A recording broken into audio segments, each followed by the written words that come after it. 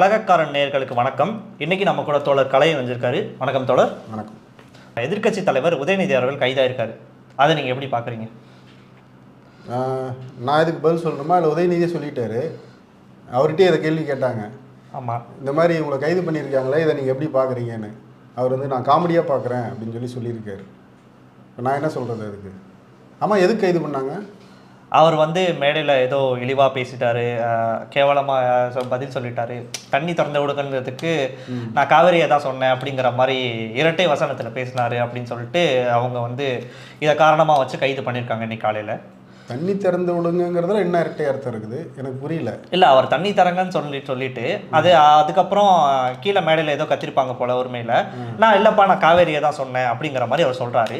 So அதுக்காண்டி தான் கைது பண்ணாங்கங்கிற மாதிரி தான் அவங்க இது வச்சுருக்காங்க. அதான் அங்கேயே சொல்லிட்டாரு, நான் காவேரி தான்ப்பா சொன்னேன், நீங்கள் சொல்கிற நினைக்கிற மாதிரி நான் எதுவும் சொல்லலைன்னு சொல்லிட்டாருல்ல. ஆனால் அவங்க அதை வச்சு தான் இப்போ கைது பண்ணியிருக்காங்க. இதே முதலமைச்சர் என்னென்ன பேசியிருக்காரு மேடைகளில்? அவர் நிறைய உரிமையில் பேசியிருக்காரு. அவர் டேஷ்னு பேசியிருக்காரு. ஆமாம். ஒன்றும் பிடுங்க முடியாதுன்னு பேசியிருக்காரா? ஆமாம். அப்புறம் அல்லு சில்லுகள் அப்படின்னு எதிர்கட்சிகளை பேசியிருக்காரா? மாண்புமிகு முதலமைச்சர் விஜய் அவர்கள் நடிக்கும் ஜனநாயகன் அப்படிங்கிற அந்த படத்தில் முதலமைச்சரை போட்டுட்டு அந்த படத்தில் பெண்களை குறித்து ஒரு டைலாக் பேசியிருக்காங்க. ஆமாம் ஆமாம், அது நிறைய தேட்டரில் பிள்ளைங்கிற மாதிரிலாம் பேசியிருக்காங்க. ஆமாம் இல்லையா? ஆமாம், ரீல்ஸ்லேயே கூட அந்த காட்சிகள்லாம் பார்த்தோம் நம்ம. அப்படியெல்லாம் பேசியிருக்காருல்ல. இதெல்லாம் என்னது? இதெல்லாம் மாண்பா? இதெல்லாம் முறையா? இதெல்லாம் சரியா அப்படின்னு யார் அவரை கேட்குறது? அதை கேட்டால் அவங்க சைட்லேருந்து கேட்குறப்போ அது நடிகர் விஜய், இது அரசியல் விஷயங்கிற மாதிரி. அப்புறம் கரூரில் பேசுனதும் திருச்சியில் போய் பேசினார். அப்போ முதலமைச்சர் விஜய் தானே?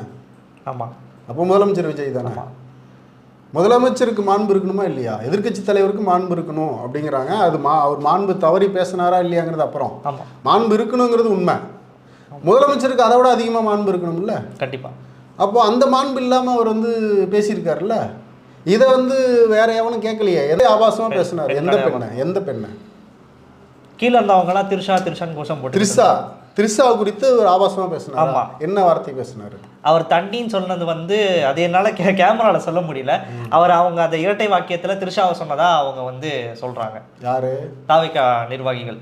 ஆமாம். இப்போது அந்த முழு வீடியோ லைவில் போயிட்டு இருந்துச்சுல்ல. ஆமாம். உதயநிதி பேசுனது ஒன்றும் கட் பண்ணி அதுக்கப்புறம் வந்த வீடியோ கிடையாது இல்லை. ஆமாம். எல்லா சேனல்லையும் லைவில் தானே போயிட்டு இருந்துச்சு. ஆமாம் ஆமாம். அதில் அவர் என்ன சொல்கிறாரு? முதலமைச்சருக்கு ஏகப்பட்ட காவிரியில் தண்ணி வரல, விவசாயிகள் பாதிக்கப்படுறாங்க, இந்த மாதிரி பல பிரச்சனை இருக்குது. ஆனால் அவருக்கு கவலையெல்லாம் என்ன? அவருக்கு கவலை எதிர்கட்சிகள் மீது வழக்கு போட்டு அவங்கள கைது பண்ணுறது, என்ன வழக்கு போடலாம், என்ன பொய் வழக்கு போடலாம் அப்படிங்கிறதுல தான் அவர் கவலையாக இருக்காரு அப்படின்னு பேசுகிறாரு அந்த இடத்துல. அந்த இடத்துல கீழே யாரோ 4 பேர் கத்துறாங்க. எனக்கு என்ன டவுட்னா, அது இவங்களே செட் பண்ண ஆட்களாக கூட இருக்கலாம்னு நினைக்கிறேன் நான். இந்த திட்டம் எப்போ போடப்பட்டிருக்கு அப்படின்னா, நேற்றே போடப்பட்டிருக்கு. ஏன்னா லைவ் நேற்று தான் நடந்திருக்கு. நேற்று மேடையில் பேசியிருக்காரு. பேசும்போதே அங்கே உள்ள மகளிர் அணியை சேர்ந்த யாரோ ஒருத்தரை வச்சு கம்ப்ளைண்ட் கொடுக்க வச்சுருக்காங்க. ஆமாம். கம்ப்ளைண்ட் கொடுக்க வச்சு அதுக்கப்புறம் அந்த இதை கைது பண்ணணுங்கிற திட்டம் நேற்றே போடப்பட்டது. ஆமாம்.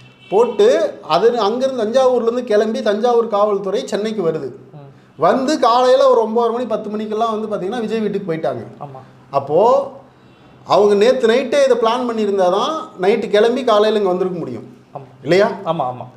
அப்போது இவ்வளோ பிளான் பண்ணவங்க அந்த ஒரு 5-6 பேரை உள்ள கூட்டத்தில் அனுப்பிவிட்டு திரிஷாங்கிற அந்த பேரை சொல்லி இவங்க இதை பிளான் பண்ணி அவங்க சிக்க வச்சுருக்காங்க அப்படின்னு நான் சந்தேகப்படுறேன். புரியுதா உங்களுக்கு? புரியுது.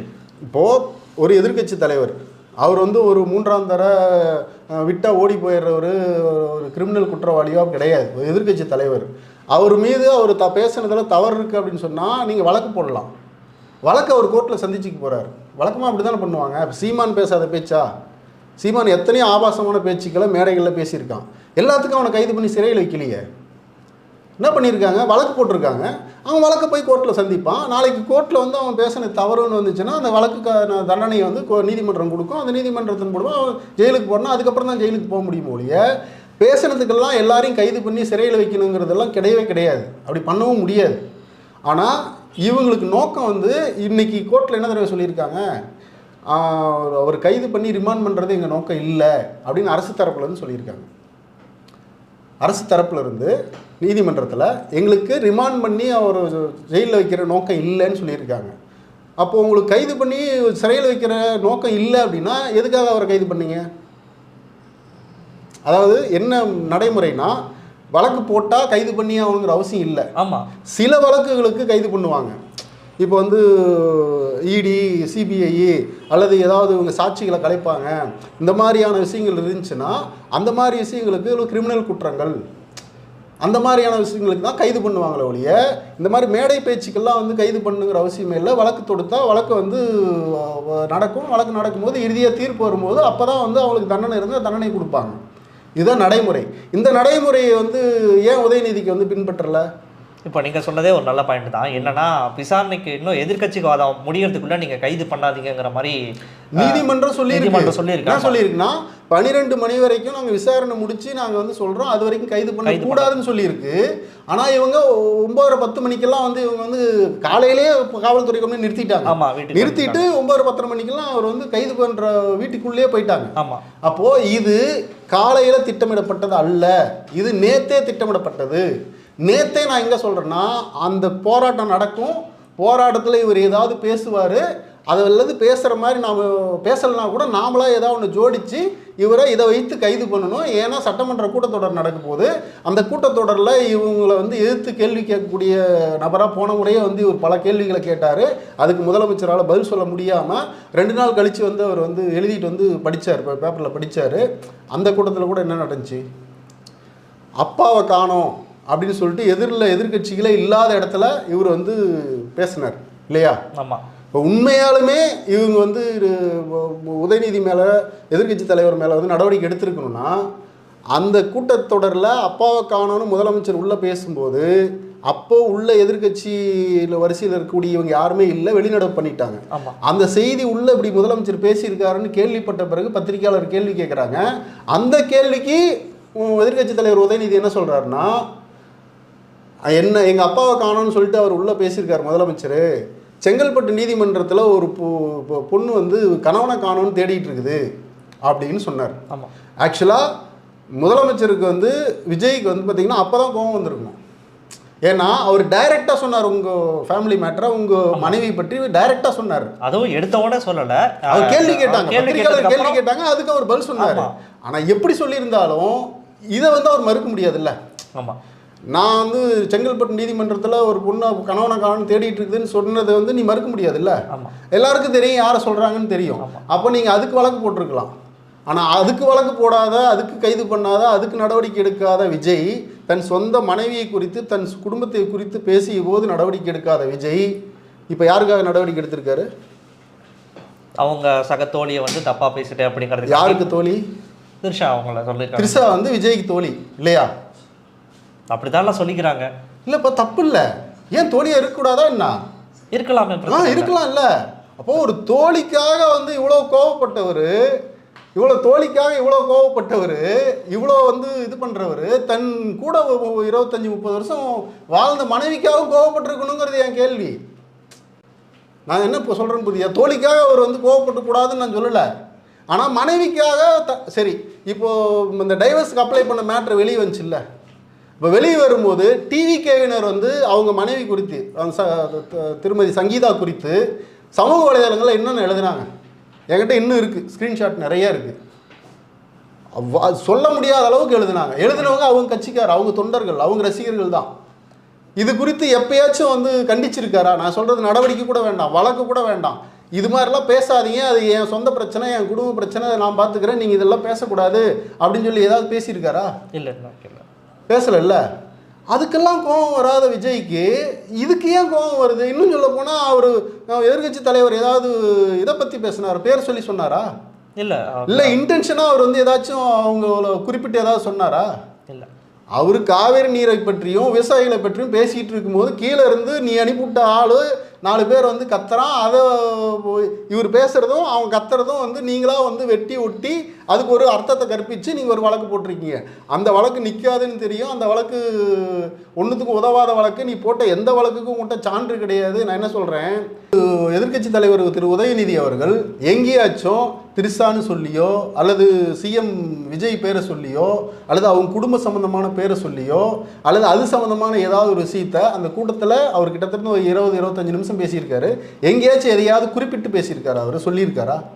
அவருக்கு பேச்சு முழுவதுமே இந்த ஆட்சியினுடைய இது தண்ணி வராதது, விவசாயிகளுடைய பிரச்சனை, மேகதாது, கர்நாடகாவுக்கு சிஎம் போகிறேன்னு சொல்லி சொன்ன அந்த திட்டம், இதை பற்றி தான் அவர் வந்து பேசிகிட்டு இருந்தார். கீழேருந்து எவனோ கத்தனா தண்ணி வந்து எங்கே வருதோ இல்லையோ அங்கே காவேரியில் வரணும் அப்படின்னு சொல்லி சொல்கிறார். இவ்வளோதான் அவர் சொன்ன விஷயம். இதுக்கு குதிக்கக்கூடிய இவங்க மேடையிலே வந்து டேஷ் அப்படின்னு சொல்லி பேசினார். முதலமைச்சர் தானே பேசினார். ஆமாம் ஆமாம், அவர் தான் பேசினார். இப்படி கை காட்டி பிடுங்க முடியாதுங்கிற மாதிரி வந்து பேசினது அவர் தானே பேசினார். அவரே தான் பேசினார். இதுக்கு யார் நடவடிக்கை எடுக்கிறது? இப்போ நீங்கள் முதலமைச்சராக இருந்தால் என்ன வேணால் எடுப்பீங்களா? என்ன வேணால் பண்ணுவீங்களா? சரி, ஒரு அமைச்சராக இருக்கிற ஆதவ அர்ஜுனா என்ன சொன்னார்? முட்டாள் முதலமைச்சர்னு சொன்னார். ஒரு முதலமைச்சரை பார்த்து முட்டாள் முதலமைச்சர்னு சொன்ன. இன்னைக்கு அதே மாதிரி விஜயை பார்த்து முட்டாள் முதலமைச்சர்னு வந்து யாராவது சொன்னாங்கன்னா இவங்க ஏற்றுப்பாங்களா? கைது தான் பண்ணுவாங்க அப்பையும். அப்போது நீங்கள் வந்து ஒரு முதலமைச்சராக இருக்கிறவங்ககிட்ட அந்த மாண்பை நீங்கள் காப்பாற்ற மாட்டீங்க. நீங்கள் பண்ண அது இன்னொன்று சொன்னார் அவர், ஜென்சி புரட்சி வெடிக்கணும்னு சொன்னார். ஒரு அமைதியாக இருக்கிற ஒரு நாட்டுக்குள்ளே சட்ட ஒழுங்கை சீர்கெடுக்கிற அளவுக்கு ஒரு கலவரத்தை தூண்டி விடுற வேலையை வந்து ஒரு ட்வீட் போட்டாரா இல்லையா? அடுத்து பேசினார், இன்னொரு கூட்டத்தில் பேசினார், 6 மாதம் பொறுங்கடா, யார் ரவுடி யார் என்னன்னு நான் காட்டுறேன் அப்படின்னு சொன்னார். ஆமாம். இப்போது இது டிவிகே விஜய் ரசிகர்களையும் டிவிகே தொண்டர்களையும் திமுக காரங்களையும் 2 பேரையும் வந்து எதிரெதிராக நிறுத்தி மோத விடுற ஒரு வேலை இல்லையா அது? கண்டிப்பாக. இது ஒரு பொறுப்புள்ள ஒரு நீ அமைச்சர் கூட வேண்டாம், ஒரு குடிமகனா, ஒரு பொறுப்புள்ள குடிமகனா அப்படி பேசலாமா? பேசக்கூடாது. ஆனால் இவர் எங்கே உங்கள் அப்பாவை காணோம் அப்படின்னு சட்டசபையில் கேட்குறாரு இல்லையா?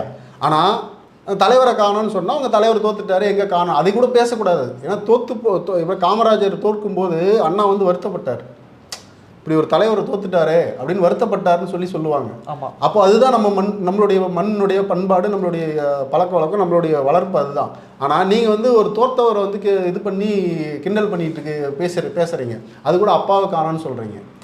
அப்போது நீங்கள் எல்லா விதமான மாண்புகளையும் எல்லா விதமான வரைமுறைகளையும் நீங்கள் வந்து மீறி நீங்கள் எல்லாத்தையும் வந்து தகர்த்துட்டு நாங்கள் என்ன வேணால் பண்ணுவோம், எதிரில் இருக்கிறவங்க மட்டும் அந்த மாண்பு எங்களுக்கு கொடுக்கணும், எங்களுக்கு மரியாதை கொடுக்கணும் அப்படின்னு எதிர்பார்த்தா நீ என்ன கொடுக்குறியோ அதுதான் நாங்கள் திரும்பி வரோம். ஆமாம். அப்போது இது வந்து முழுக்க நாளைக்கு நடக்க போகிற சட்டசபையை வச்சு இதை வந்து அங்கே கேள்வி கேட்கக்கூடாது அப்படிங்கிறதுக்காண்டி பண்ண ஒரு வேலை தாங்கிறீங்க. போன முறை சட்டசபையில் உதயநிதி அவர்கள், எதிர்க்கட்சி தலைவர் உதயநிதி அவர்கள் கேட்ட கேள்விகளுக்கு பதில் சொல்ல முடியாமல் திணறின ஆளுங்கட்சியை சார்ந்தவர்கள் விஜய் அவர்கள் 2 நாள் கழித்து எழுதி கொடுத்ததை கொண்டு வந்து படிச்சுட்டு போனார். இந்த முறை வந்து அதை விட பெரிய பிரச்சனைகள் இருக்குது. நீட்டில் வந்து தமிழ்நாடு என்னென்ன எப்படி நடந்துக்குச்சு, மேகதாது அணை கட்டுற விஷயத்தில் கர்நாடகா வந்து உறுதியாக இருக்குது, அதுக்கு இவங்க போதிய நடவடிக்கை எடுக்கலை. காவேரியில் ஜூன் 12ஆம் தேதி தண்ணி திறந்து விடணும், வருஷம் 5 வருஷம் தொடர்ந்து ஜூன் 12ஆம் தேதிக்கு முன்னாடியே சில வருடங்கள் வந்து போன ஆட்சியில் திறந்து விட்டாங்க. ஒரு வருடம் கூட தண்ணி வராத வருடமே கிடையாது. அப்போது இந்த வருடம் வந்த உடனே உங்களுக்கு வந்து நடக்குதுன்னா நீங்கள் இதுக்கு முன்னாடியே ஆட்சிக்கு வந்த உடனே இந்த வேலையை கவனிச்சிருக்கணும். காவிரி நீரில் தண்ணி வரலையே, இந்த மாதம் கொடுக்க வேண்டிய டிஎம்சி கொடுக்கலையே, அதை கேட்டு வாங்கணுமே அப்படின்னு நீங்கள் பண்ணியிருக்கணும். அதை எதையுமே பண்ணலை. இல்லை, அதுக்காண்டி தான் கர்நாடகா போகிறதா இருந்துச்சு. அதுக்கப்புறம் அங்கே உள்ள தலைவர்கள் அங்கே ஏன்பா போகணும்? அதுக்கு தான் நீதிமன்றம் இருக்குது, அதுக்கு தான் வந்து காவிரி நதிநீர் வாரியம் இருக்குது, அவங்ககிட்ட போகணும். நீ அங்கே என்ன போய் பேச போகிற? என்ன பொண்ணா கேட்க போகிற? அது என்ன விருதுக்கா போகிற நீயே? அது இல்லை, நீ நீதிமன்றத்தை சட்டப்படியே சட்டப்படியே சொல்லி நீதிமன்றம் சொல்லி வாரியம் சொல்லியே கேட்காத அவங்க நீ போய் நேரில் போய் கேட்டு கொடுத்துருவாங்களா? அப்போது இதெல்லாம் நாளைக்கு பேச போகிறாங்க சட்டமன்றத்தில். அதுக்கு இவங்களை எப்படியாவது முடக்கிடணும், டைவெர்ட் பண்ணிடணும். இப்போ நாளைக்கு சட்டமன்றத்தில் என்ன நடக்குன்னா, இந்த பிரச்சனைகளை பேசுகிறத விட்டுட்டு நீங்கள் வந்து இப்படி எதிர்க்கட்சி தலைவர் பேசினார் அப்படின்னும் அவர் வந்து நீங்கள் வந்து எங்களை கைது பண்ணீங்க அப்படின்னும் இப்போ இஷ்யூ வந்து வேறு மாதிரி மாற்றி இவங்க வந்து பண்ண போகிறாங்க நாளைக்கு. இதுக்கு தான் இந்த பிளான் தான் நடக்குது. சரி, அடுத்த கேள்வி போயிடலாம். இப்போ வந்துட்டு என்ன நடக்குதுன்னு பார்த்தீங்கன்னா, கம்யூனிஸ்ட் கட்சிகள், அதாவது திமுக கூட முன்னாடி கூட்டணி இருந்த கம்யூனிஸ்ட் கட்சிகள், விசிக கட்சிகள் வந்து இப்போ உதயநிதியை கைது செய்ததுக்கு வந்து கண்டனம் தெரிவிச்சிருக்காங்க, ட்விட்டர்லையும் சோஷியல் மீடியாலையும். அது நீங்கள் எப்படி பார்க்குறீங்க? உதயநிதி கைது கண்டனம் தெரிவிச்சிருக்காங்களா இல்லை உதயநிதி பேசுனதுக்கு கண்டனம்? உதயநிதி பேசினதுக்கும் அதை கைது பண்ணது நல்ல விஷயம் அப்படிங்கிற மாதிரியும் சொல்லியிருக்காங்க. ஆமாம். இப்போ நான் வந்து அவங்ககிட்ட கேட்குறேன், இப்போது சிபிஐ, சிபிஎம் அல்லது வந்து திருமாவளவன் கூட அதை வந்து பேசியிருக்காரு. இப்போ நான் இவங்ககிட்டலாம் என்ன கேட்குறேன்னா, இதே முதலமைச்சர் கரூர்லேயும் திருச்சியிலையும் போய் ஆபாசமாக மேடையில் நின்று அவர் வந்து பேசின எல்லாமே எல்லாருக்கும் தெரியும்ல. அப்போ இவங்க இதை பற்றி என்ன சொன்னாங்க? எதுவும் சொல்ல. அது முதலமைச்சர் மேடையில் போய் நின்றுக்கிட்டு நான் என்ன இதுவா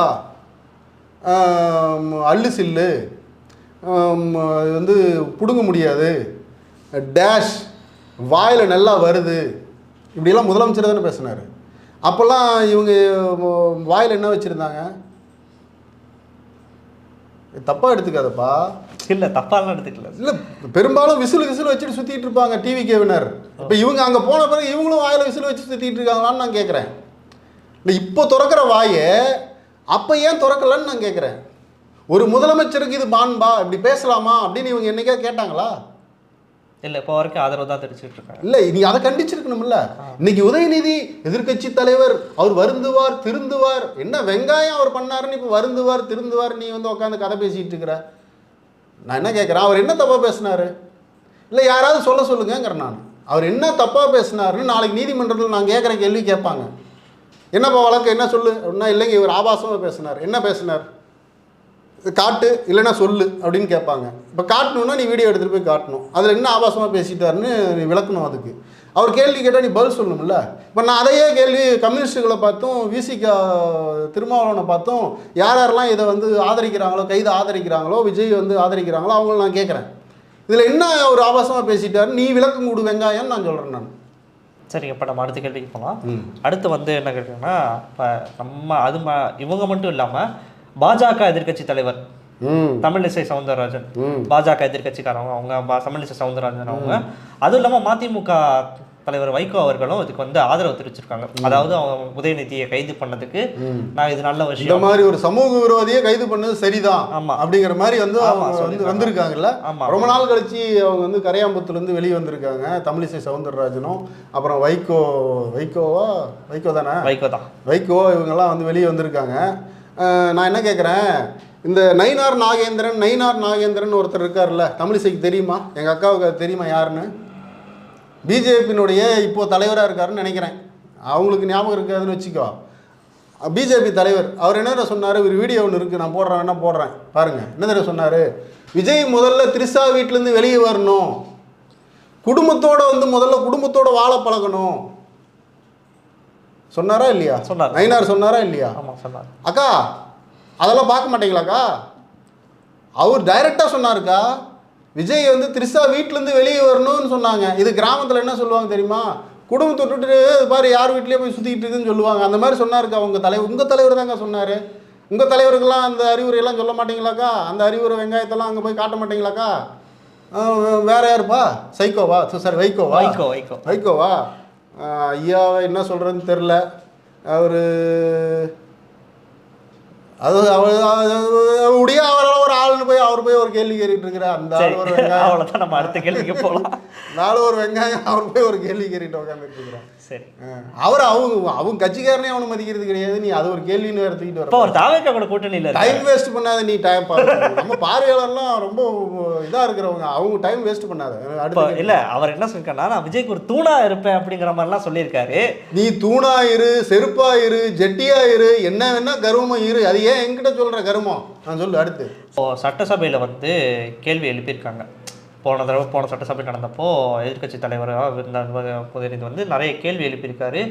அந்த கேள்விகளுக்கெல்லாம் போன தடவை முறையாக பதில் வந்துச்சானா இல்லை.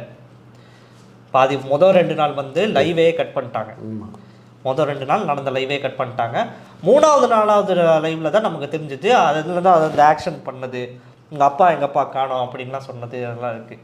ஸோ அந்த மாதிரி இப்போ ஏதாச்சும் நடக்குமா சட்டசபையில்? இல்லை, அதுதான் இந்த சட்டசபை வந்து பார்த்திங்கன்னா நான் முன்னே சொன்ன மாதிரி நமக்கு வந்து நீட்டு இந்தியா முழுவதும் பற்றி எரிஞ்சுது. இங்கே நீட்டுக்காக போராடின, நீட் எதிர்த்து போராடின மாணவர்களை, இன்னும் சொல்ல போனால் அவங்களுக்கு ஆதரவு கொடுத்துருக்கக்கூடிய கட்சிகளுடைய மாணவர் அமைப்புகள் தான், கம்யூனிஸ்ட் மாணவர் அமைப்புகள் தான் வந்து அவங்கள தான் அடித்து காவல் நிலையத்து கல்லூரிக்குள்ளே போய் இழுத்து அடித்து கொண்டு போய் எல்லாம் பண்ணாங்க. இந்த மாதிரி வந்து போராடின எங்கேயுமே அனுமதி தரல. அதையும் தாண்டி ஒரு சில இடங்களில் போராடினாங்க, அதையும் வந்து இவங்க வந்து ஒடுக்குனாங்க, எல்லாம் பண்ணாங்க. இந்த மாதிரி பிரச்சனைகளும். அடுத்து பார்த்திங்கன்னா நம்ம இந்தியாவிலேயே உயர் சிறப்பு மருத்துவ படிப்புக்கான 151 இடங்கள் வந்து பார்த்திங்கன்னா தமிழ்நாடு வந்து பறி கொடுத்துட்டு உட்காந்துட்டு இருக்குது. நீதிமன்றத்தில் போய் அதுக்கான சரியான வழக்கறிஞர்களை போட்டு வாதாடாமல் இவங்க வந்து இப்போ விட்டுட்டு கோட்டையை விட்டுவிட்டு உட்காந்துட்டு இருக்கிறாங்க. இந்த மாதிரியான பிரச்சனைகள். மேகதாது கட்டுறதுக்கு வந்து அவர் டிகே சிவகுமார் என்ன சொல்கிறாருன்னா, திமுக இருந்த வரைக்கும் எங்களுக்கு அது வந்து சிக்கல், நாங்கள் வந்து பண்ண முடியாமல் தடுத்து வச்சுருந்தாங்க. இவர் வந்து ஒரு மெச்சூரிட்டி இல்லாத ஒரு ஆள், இவங்கெல்லாம் எங்களுக்கு ஒரு ஆளே கிடையாது, நாங்கள் மேகதாது கட்ட போகிறோம் அப்படின்னு சொல்கிறாங்க. அங்கே நீர்வளத்துறை அமைச்சகம் என்ன சொல்லுதுன்னா, அவங்க கட்டுறதுக்கு எங்கிட்ட பர்மிஷன் வாங்குற அவசியமே இல்லை அப்படின்லாம் சொல்லுது. அடுத்து வந்து பார்த்திங்கன்னா எங்கள் இதில் டீலிமிட்டேஷன் அந்த இதை வந்து பிரச்சனை போயிட்டுருக்குது. இப்படி ஏகப்பட்ட பிரச்சனைகள் இருக்கிற சூழலில் இதுக்கு எதுக்குமே கருத்து சொல்லாமல், இது எதுக்குமே ஒழுங்காக நடவடிக்கை எடுக்காமல் ஒரு அரசை கையில் வச்சுக்கிட்டு இவங்க இன்றைக்கி மின்சாரம் பல இடங்களில் இல்லை. 5 மணி நேரம், 4 மணி நேரம், 3 மணி நேரம் போகுது. அடுத்து மின்சார கட்டணம் வந்து பார்த்திங்கன்னா 3,70,000 பேருக்கு வந்து தாறுமாறாக மின்சார கட்டணம் வந்து இருந்திருக்கு. 1,500 கட்டணத்துக்கு இது வரைக்கும் கட்டினவங்களுக்கு 5,700 800 வந்திருக்குது. ஆட்களே இல்லாத வீட்டுக்கெல்லாம் கரண்ட் பில் வந்து 62,000 சித்துன்னு ஒருத்தர் போட்டிருக்காரு. 62,000 இது வரைக்கும் வரலாற்றுல இவ்வளோ மின்சாரம் வந்ததில்லை அப்படின்னு சொல்லிட்டு போட்டு, இப்படி கிட்டத்தட்ட லட்சக்கணக்கான பேருக்கு வந்து தாறுமாறான மின்சார கட்டணம். மக்கள் வந்து யாரெல்லாம் வந்து 5 வருஷம் 10 வருஷம் குடியிருக்கிறாங்களோ அவங்களுக்கெல்லாம் நாங்கள் வந்து அந்த இடத்த பட்டா போட்டு கொடுப்போம், அவங்களுக்கு அதே வீடை சொந்தமாக்குவோம்னு சொல்லிட்டு எல்லா பக்கமும் 30-40 வருஷம் குடியிருந்தவங்கள வீட்டெல்லாம் இடிச்சு தள்ளி அவங்களாம் வயலையும் அடிச்சுக்கிட்டு பதறிக்கிட்டு இருக்கிறாங்க. மக்களுக்கு வந்து பஸ்ஸை குறைச்சிட்டாங்க. சென்னைக்குள்ளே கிட்டத்தட்ட 400-500 பஸ் வந்து அந்த விடியல் பேருந்துன்னு சொல்லி இருந்ததை வந்து குறைச்சி இன்றைக்கி ஒரு 100-120 பஸ்ஸு தான் ஓடுதுன்னு சொல்லி சொல்கிறாங்க. இப்போ பெண்கள் வந்து எல்லாருக்கும் எல்லா பஸ்லையும் இலவசம்னு சொல்லி வாக்குறுதி கொடுத்துட்டு வந்துட்டு ஏற்கனவே இருக்கிற பஸ்ஸையே வந்து குறைச்சி இன்றைக்கி பெண்கள் வந்து புலம்பிகிட்டு இருக்கிறாங்க. நாங்கள் பஸ்ஸுக்காக காத்திருக்கிறோம், பஸ்ஸே வரமாட்டேங்குது, முன்னெல்லாம் நிறைய பஸ்ஸு வரும், இப்போ வரமாட்டேங்குது, நாங்கள் காசு கொடுத்து தான் போயிட்டுருக்கிறோம் அப்படின்னு சொல்லி புலம்பிகிட்டு இருக்கிறாங்க. இப்படி ஏகப்பட்ட பிரச்சனைகள் வந்து சட்ட ஒழுங்கு சரியில்லை, பெண்கள் பாதுகாப்பு, தினமும் வந்து இப்போ பாலியல் வழக்குகள், குற்ற வழக்குகள், இது ஏகப்பட்டது நடந்துக்கிட்டே இருக்குது. இதெல்லாம் சேர்த்து நாளைக்கு சட்டமன்றத்தில் பேச போகிறாங்க. அதுலேருந்து தப்பிக்கிறதுக்காக இவங்க எடுத்த ஒரு செட் பண்ண ஒரு ட்ராமா தான் இந்த கைது, இந்த வழக்கு, இது எல்லாமே. சரிங்க. இப்போ அடுத்த கேள்வி வந்து கொஞ்சம் அவுட் ஆஃப் டாபிக் தான், சரி இருந்தாலும் நம்ம கேட்கலாம். இப்போ ரீசெண்டாக வந்து ஜனநாயகன் படத்துக்கு வந்து அவங்க மனைவி வந்து சங்கீதா வந்து போய் பார்த்துருக்காங்க. அதுவும் இல்லாமல் ஒரு பையன் இப்போ புதுசாக ஒரு படம் எடுத்துக்கிட்டு இருக்காருல்ல, அதை பற்றின இன்டர்வியூவில் நிறையா தனது அப்பா பற்றி நிறைய பேசியிருக்காங்க அப்படிங்கிற மாதிரிலாம் நம்ம சமூக வலைதளங்கள்லாம் வந்துக்கிட்டு இருக்கு. ஸோ நீங்கள் இதை எப்படி பார்க்குறீங்க? இல்லை, அவங்க மனைவி வந்து ஜனநாயகன் படம் பார்க்க வந்தாங்கன்னு சொல்கிறீங்களா? ஆமாம், அது அப்படிதான் ரீல்ஸ் எல்லாம் போட்டிருந்தாங்க. டிவிகே அப்படிங்கிறது ஃபேக். டிவிகேனா அதுக்கு இன்னொரு பேர் இருக்குன்னா அதுக்கு ஃபேக்குன்னு அர்த்தம். அவங்க தமிழ்நாடு முழுவதும் தேர்தலுக்கு முன்னாடி வந்து வெறும் பொய்யா பரப்பிட்டு இருந்தாங்க. இப்போ இந்தியா முழுவதுமே பொய்யா பரப்ப ஆரம்பிச்சிருக்காங்க. அதில் ஒன்று தான் அவங்க திருமதி சங்கீதா அவர்கள் வந்து படம் பார்க்க வந்தாங்கன்னு சொல்கிற அந்த வீடியோ. அது வந்து பார்த்திங்கன்னா சிவகார்த்திகேயனுடைய படம் அமரனோ சம்திங் ஏதோ ஒரு படம்னு நினைக்கிறேன். அந்த படத்தை பார்க்க வரும்போது இருந்த அந்த ஃபுட்டேஜை கட் பண்ணி இவங்க ஜனநாயகன் படம் பார்க்க வந்தாங்கன்னு சொல்லி மெர்ஜ் பண்ணி இவங்க வந்து போட்டு ஃபேக்காக வந்து பரப்பிட்டு இருக்கிறாங்க. அப்போ அது உண்மை இல்லைங்களா? அது உண்மை கிடையாது. அதில் அவங்களுக்கு ஏதாவது சந்தோஷம். இப்போ நான் என்னன்றேன்னா அங்கே 2 பிரிவு இருக்குது. அவங்க குடும்பத்தோடு சேரணும் அப்படின்னு விஜய் முதலமைச்சர் வந்து விஜய் வந்து அவர் ஃபேமிலியோடு சேரணும்னு நினைக்கக்கூடிய ஒரு குரூப்பும், அவங்க வேண்டாம் அவருக்கு வந்து எதுன்னு சொல்லிட்டு இன்னொரு குரூப்பும் வந்து இருக்குல்ல, அதில் சேரணும்னு நினச்ச குரூப் ஏதாவது அதை வந்து இது பண்ணி போட்டிருக்கலாமா என்னமோ. சரி, இப்படி பார்த்தாலாச்சும் அவர் வந்து மனசு மாறி ஏதாவது குடும்பத்தோடு சேருவாரா அப்படின்னு போட்டிருக்கலாம். அப்புறம் அவங்க பையன் வந்து பேட்டி கொடுத்த போது அப்பா அப்பான்னு சொல்லி பேசியிருக்காருன்னா அப்பாவை அப்பான்னு தானே சொல்ல முடியும். ஆமாம், அப்பாவை தாத்தான்னு சொல்ல முடியாதுல்ல. சொல்ல முடியாது. எனக்கு என்னதான் எங்கள் அப்பனுக்கு எனக்கு சண்டையாக இருந்தாலும் எங்கள் அப்பன் பேரை சொல்லும்போது நான் எங்கள் அப்பா பற்றி கேட்டால் நான் அப்பன் தானே சொல்லுவேன். ஆமாம், வேற என்ன சொல்ல முடியும்? இதில் என்ன இருக்குது? உலகத்திலேயே சொந்த அப்பாவை அப்பான்னு சொன்னதுக்காக ஒரு சந்தோஷப்பட்டு அதுக்கு ஒரு மீம் கிரியேட் பண்ணி அதில் வந்து ஒரு இதை போட்டுட்டு இருக்கிற குரூப் வந்து இந்த குரூப் தான் இருக்குது. இப்போ கடைசியாக ஒரே ஒரு கேள்வி என்கிட்ட இருக்கு. அது என்னன்னா, இப்போ சொந்த கட்சி, அதாவது ஆளுமையில் இருக்க கட்சியே இப்போ போராட்டத்தில் இறங்குறாங்க. அப்படி சொல்றீங்க. அதாவது எதிர்கட்சி எதிர்த்து ஆளுங்கட்சி போராட்டம் அறிவிச்சிருக்காங்க. அவன் நேற்று வந்து அமைச்சர் புசி ஆனந்த் அவர்கள் வந்து பார்த்தீங்கன்னா திமுகவை எதிர்த்து நாளைக்கு டிவிகே சார்பில் போராட்டம் அப்படின்னு வச்சுவாங்க. அவங்க எல்லாமே டிசைனாக பண்ணுவாங்க, எல்லாமே தலைகளாக பண்ணுவாங்க, எல்லாமே வித்தியாசமாக பண்ணுவாங்க. எனக்கு தெரிஞ்சு அரசியல் வரலாற்றில் ஆளுங்கட்சியாக இருக்கிற ஒரு கட்சி வந்து எதிர்கட்சி எதிர்த்து ஒரு போராட்டம் அறிவிச்சதுங்கிறது இதுதான் முதல்ல. சூப்பராக இருக்குது, அருமை. ஏன்னா நம்ம பார்த்ததெல்லாம் மேலே பிஜேபி ஏதாவது பண்ணுவாங்க, அப்புறம் குடைச்சல் கொடுப்பாங்க, அதுக்கு எதிராக போராட்டம் பண்ணி அது வேற. அது வேற. ஒன்றிய அரசில் இருக்கிறவங்க நமக்கு நிதி தரல, நமக்கு வந்து உரிமை பறிக்கிறாங்க, நமக்கு வந்து பல தொல்லை கொடுக்குறாங்கன்னா அதை எதிர்த்து வந்து இங்கிருந்து போராட்டம் பண்ணுவாங்க. அது வேற விஷயம். எதிர்கட்சியாக இருக்கிறவங்களை எதிர்த்து ஒரு ஆளுங்கட்சி போராட்டம் பண்ணுதில்ல, வேற லெவலு.